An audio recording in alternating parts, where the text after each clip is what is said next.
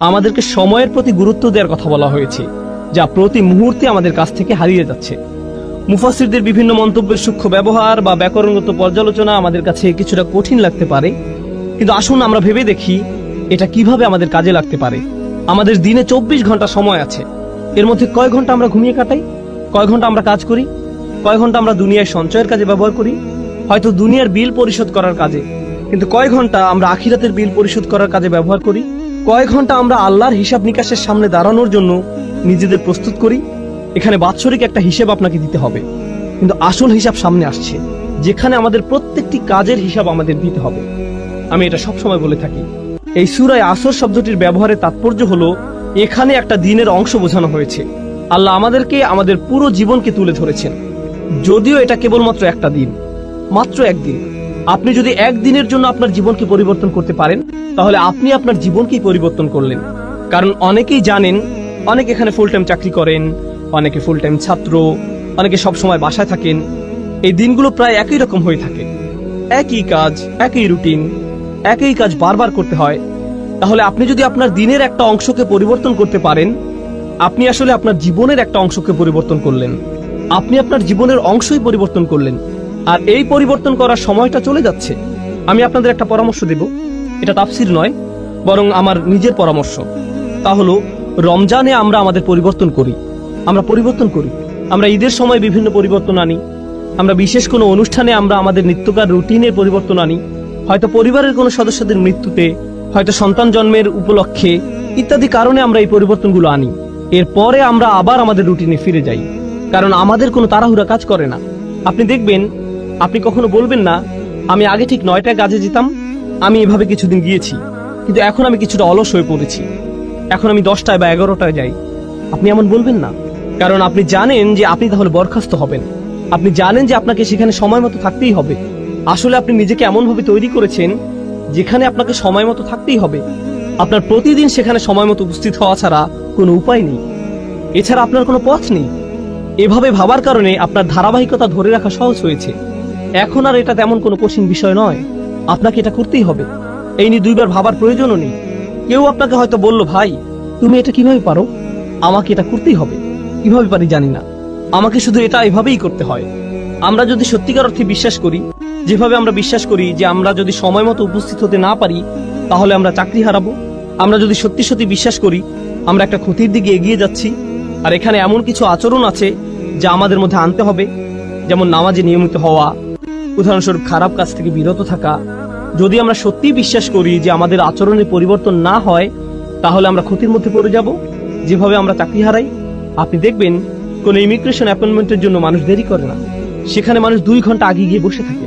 তারা হয়তো আগের রাত থেকে প্রস্তুতি নিয়ে বসে থাকে, কারণ হয়তো সেখানে ভোরে 6টায় যেতে হবে, তাই হয়তো সে রাতে ঘুমাবেও না, সে আগে আগে যাবে, কারণ সে নিজেকে জানে সে যদি দেরি করে তাহলে সে ক্ষতির মধ্যে পড়ে যাবে।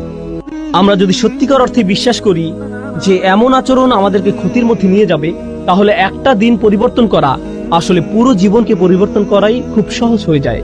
কিন্তু কখন এটা সহজ হয়? যখন সেখানে বিশ্বাস থাকে। এজন্যই যখন আল্লাহ খুসর নিয়ে বলছেন, সর্বপ্রথম কোন ব্যতিক্রম নিয়ে তিনি বলছেন? কারা? যারা বিশ্বাস করে।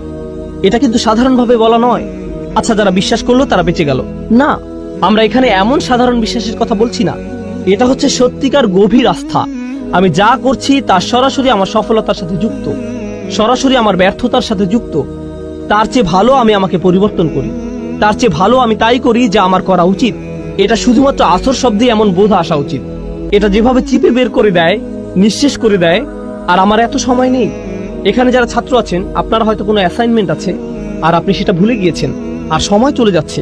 একজন ছাত্রের মধ্যে তখন যে ধরনের তাড়াহুড়া দেখা যায়, ফাইনাল পরীক্ষার আগে যে ধরনের ব্যস্ততা দেখা যায়, ট্যাক্সের সময় একজন অ্যাকাউন্টেন্টের মধ্যে যে ধরনের ব্যস্ততা দেখা যায়, যে ব্যস্ততা আপনি দেখবেন, উদাহরণস্বরূপ আপনি যদি কাজে দেরি করেন, আপনি বাসায় যে ধরনের আচরণ করবেন, আপনার আচরণ পুরো পাল্টে যাবে।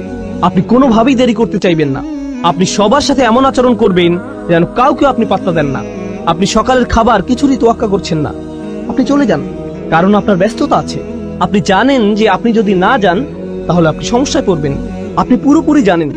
আমাদেরকে এই আস্থা নিজের দিনের ব্যাপারেও আনতে হবে।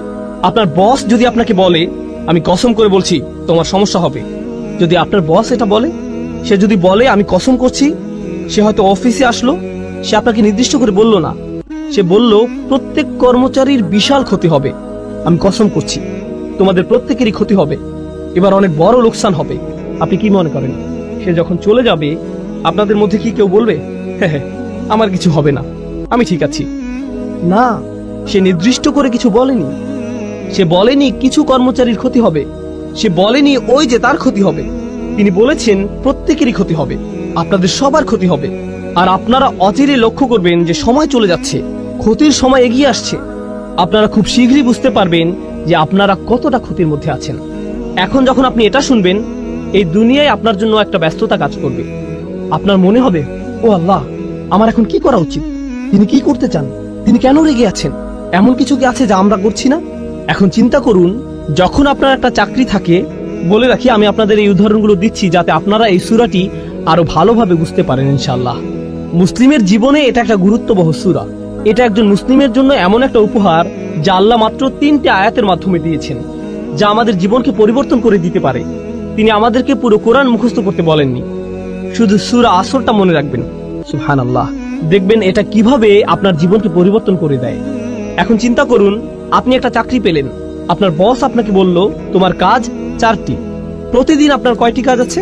4টি। মাঝে মধ্যে আপনার বস আপনাকে এমন কাজ দিবে যা আপনি খুব সহজেই পারবেন, আবার মাঝে মধ্যে আপনার এমন কাজ থাকবে যা আপনার করতে ভালো লাগবে না। কিন্তু যেহেতু আপনি এই চাকরিটি করছেন, আপনার কয়টি কাজ করতে হবে? সবগুলোই। আপনার হয়তো 2টি করতে ভালো লাগে, কিন্তু আপনাকে 4টিই করতে হবে। 2টি আপনার ভালো লাগে, 2টি আপনার ভালো লাগে না, কিন্তু 4টি কাজই আপনি করেন। এখন যদি কেউ মনে করে, বা আমি যদি মনে করি আমি শুধু 2টি কাজ করব, কারণ আমি এই 2টি খুবই ভালো পারি, আমি বাকি 2টি নিয়ে চিন্তা করব না, আমি এমনকি এগুলো ছুঁয়েও দেখব না।